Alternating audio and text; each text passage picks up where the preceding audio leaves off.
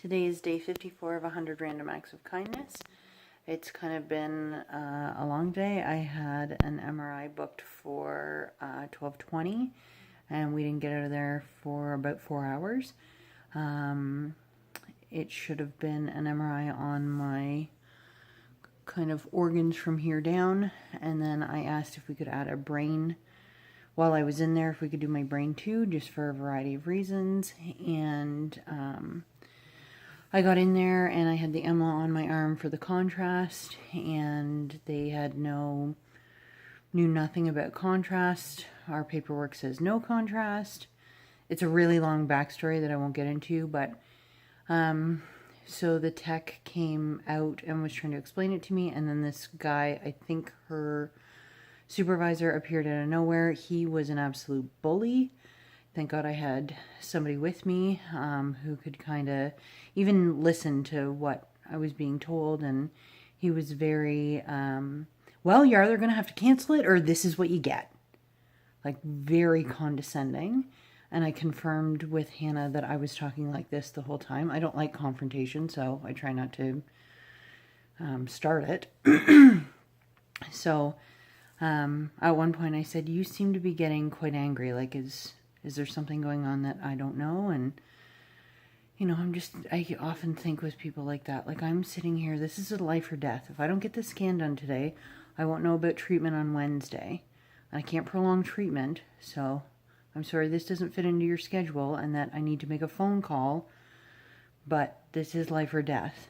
This is not life or death for you. Anyway, exceptionally rude. We got his name.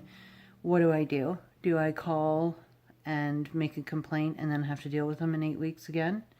And he has control over not booking, but putting things in, right? I said about my brain, they didn't even have anything about a scan on a brain. And I said, I double checked with 2 people on my side that this was in. Nope.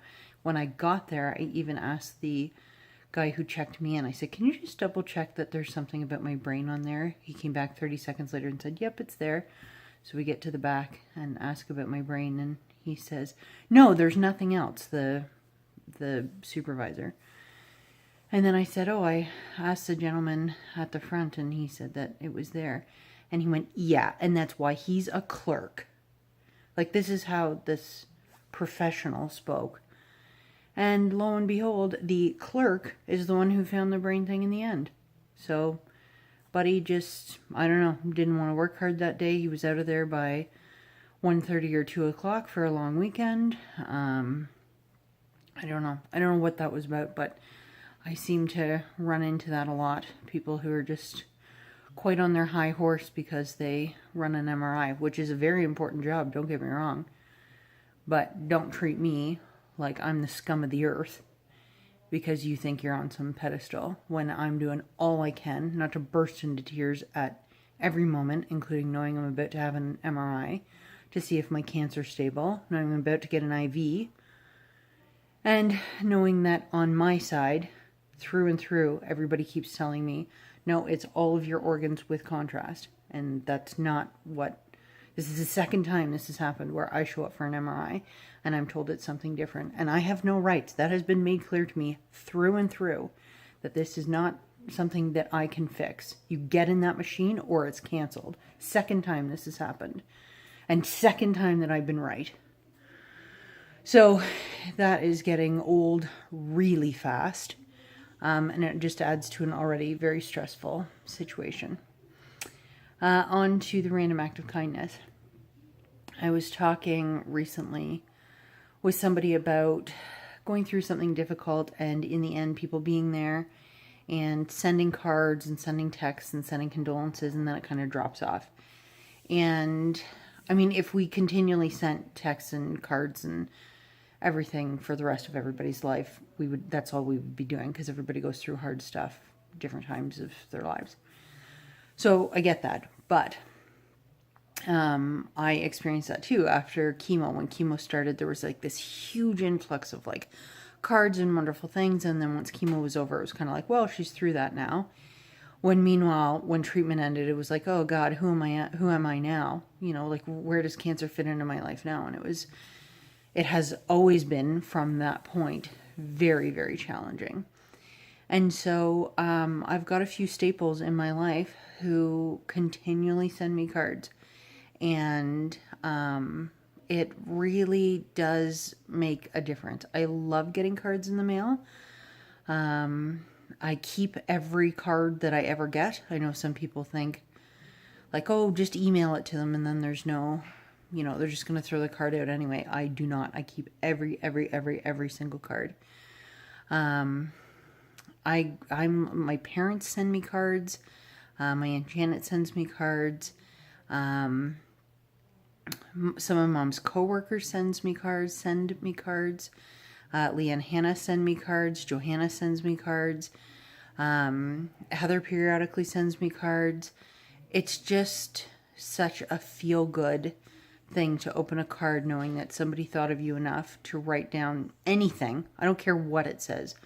I love you. My mind went to some swear words, but whatever it is, I hope you're having a good day. I know you're having a rough week. Anything, any acknowledgement of any sort, I really, really appreciate. So if somebody in your life likes something like that, I know sometimes people really like flowers and they're obviously more expensive than a card, but maybe once a year even, put that into your calendar that October 17th, some random day, send them flowers every year. If you live close, cut some flowers out of your garden and drop them off. Anything like that. Getting mail, I'm still at the age, like, I don't know if you guys remember when you were a kid and your parents would get mail and you'd be like, oh, I never get mail. I still feel like that. Even when they're bills, I'm like, ooh, a bill.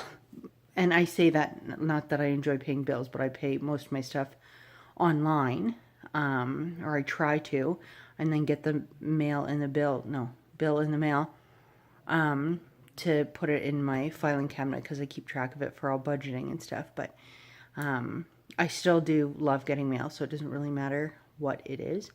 And so it may seem simple, but a card to me means a whole lot, and I can almost guarantee that others feel the same. And if somebody is very anti-card because it's expensive or bad for the environment, or they don't like Canada Post, or whatever the millions of reasons would be, send them an email. Put what you were going to put in the card and send them an email. Whatever it is. It's just more about showing the support. So to everybody who sends me cards, Anne is another one who sends me cards. I love them. I absolutely love them. And I have a little spot, kind of a half wall when you walk into our house where I have them all displayed, and they just make me really happy. And sometimes I go back and read them when I'm having a rough go. So thank you for listening to me ramble at the start of the MRI.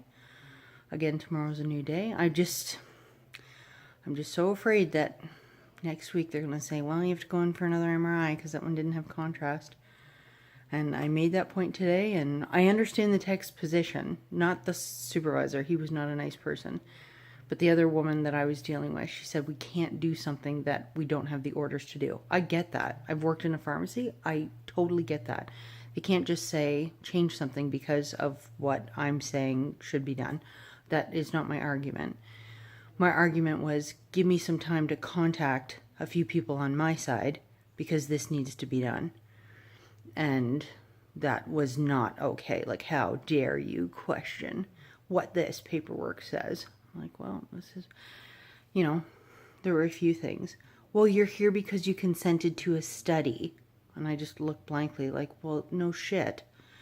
And then he said, did you consent to a study? Yeah, I did. I'm also not 4 years old. And also a 4-year-old would be offended if you talk to them like that. Anyway. Hopefully I can just get some sleep and not think about him again, because he was not a very nice person. So, again, I've thought about reporting him, or I don't even know the words to call it, but to deal with him again in 6 to 8 weeks? Like, I don't know about that. Anyway, I hope everybody has a wonderful long weekend. It's hopefully going to be nice. It's supposed to be super hot, and I'll talk to you tomorrow. Bye.